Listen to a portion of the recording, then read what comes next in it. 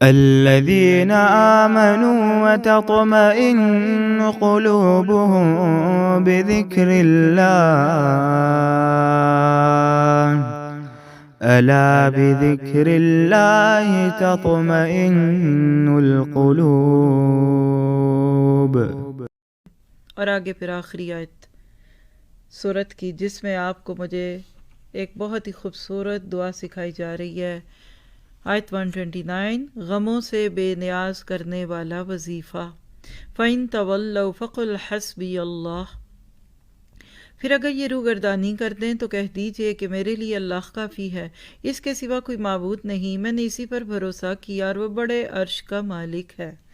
یعنی آپ کے اتنے پیار سے بلانے کے باوجود نہیں آتے، آپ کے جذبوں کی ان کو قدر نہیں، آپ کے پکارنے کو یہ بالکل ایسے سوچتے ہیں کہ جیسے کسی فالتو بندے کا کہنا سننا ہے، تو پھر آپ ان کو چھوڑ دیجئے۔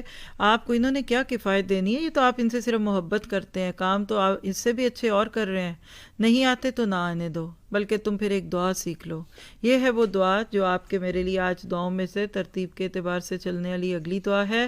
حسبی اللہ لا الہ الا هو علیہ توکلت وہو رب العرش العظیم۔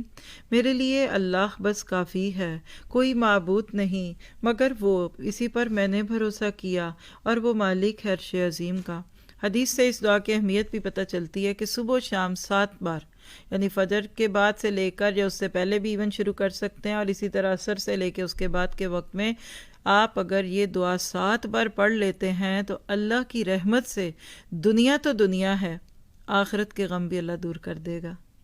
مانگا کریں، دعا صبح میں پڑھ لیں گے تو انشاءاللہ سہولت رہے گی، اور اللہ تعالیٰ آپ کے میرے لیے اس کو آسان کر دے۔ اور اس سے یہ بھی پتہ چلتا ہے کہ بندہ مومن کا بھروسہ دین کے کام پر بھی بندوں پہ نہیں اللہ پہ ہوتا ہے، اور اللہ تعالیٰ ہمیں ایسا ہی کر دے۔